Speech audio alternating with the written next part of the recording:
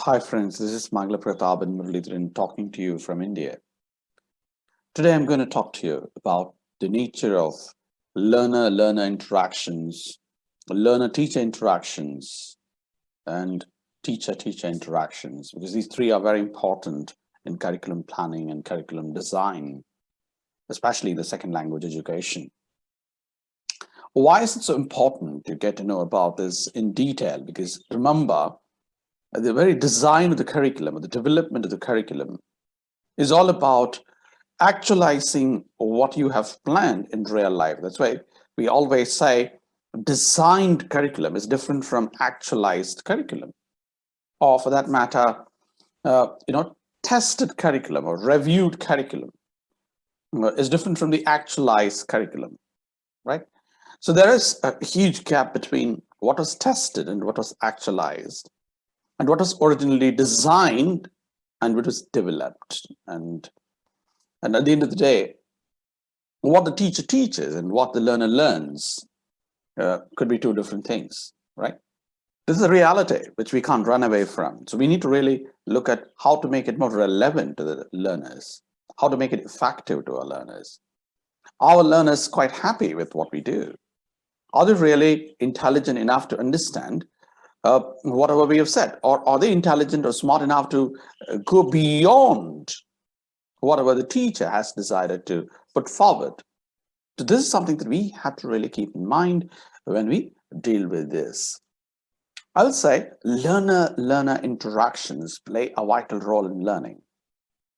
You'll ask me how and why. Very simple. Learners themselves are capable of decoding, interpreting, inferencing all that they would have gathered over a period of time. In other words, if you have highly knowledgeable learners who could outsmart sometimes the learning plan that you have designed, they would do 100 times better than whatever you have taught. In other words, they might come with several strategies and techniques to expand the concepts which you have introduced to them. They will travel on unfamiliar tracks to unravel new horizons of understanding. That's one of the reasons why learner-learner interactions matter a lot for all of us. And these learner-learner interactions could be modified and designed in order to suit the needs of the actual, curriculum actualizers or, or learning facilitators. I mean, the teachers. Teachers interact with the learners effectively, and they just try to identify exactly what the learner requires. I mean, the learners are going to get a lot of energy from the teachers. And teachers are all the time engaged in diagnosing how learners have actualized it, what learners have picked up from the session. But what do they do after their classroom in making things happen for themselves? And casually, teachers could support them to interpret all that they have learned, right? So most of the learning takes place only when the learners have the choice to make use of all that they have learned in real life context. It could be noticed sometimes these learners could go to a film club with the teachers and sit there and watch movies, and they could interpret all that they have learned over a period of time by using those texts, using those films as texts, right? This happens in literature classrooms, but it does happen in other classrooms too. And I have seen people who studied mechanical engineering used to come and analyze varieties of engines available. In fact, when they test drive a vehicle and the kind of questions they ask, and they try to test drive and get into more technical details and go very deep into it. And sometimes they have learned so much more than what they have really learned from their formal education, right? It's a systematic process of unraveling the unknown path of knowledge. In other words, the unknown horizons of knowledge, the unfamiliar territories of knowledge, which can make you a better learner. So learning is all about empowering yourself. Only when you consult with the other learners, you learn better and you do the best with all that you have learned.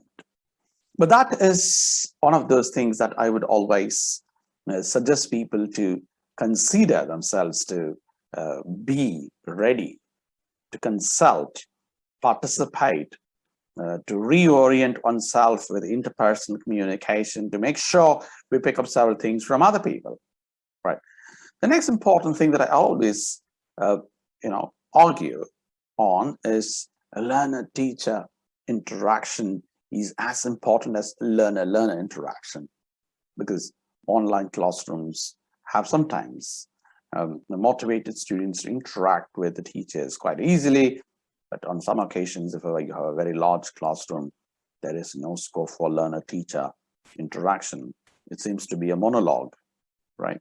So I wish it doesn't happen. This kind of a monologue is all about the diktat of a teacher having everything on his or her way to say everything about all that she or he has mastered.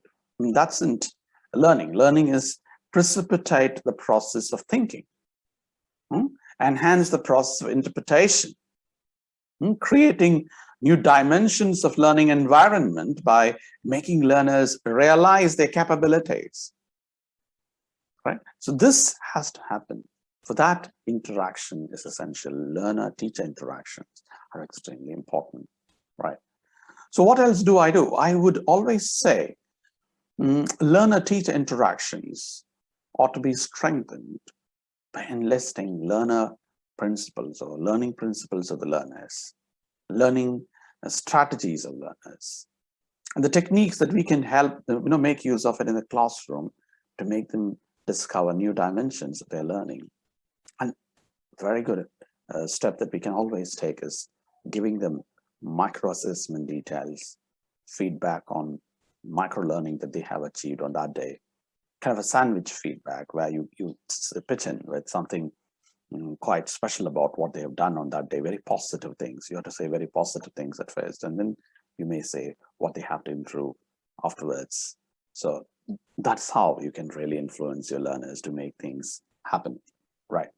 Third is teacher-teacher interactions, because teacher-teacher interactions ought to be on the basis of what they have already done, what they're going to do, right?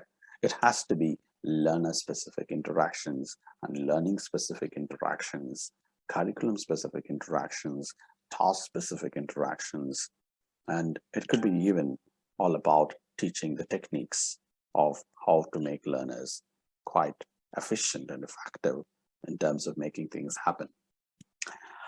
I think I've tried to do the best today with some analysis. I wish you can do the best. Have a great time. Enjoy your time. In case you need anything more, please visit me. Wish you all the best. Good luck to you. Bye-bye.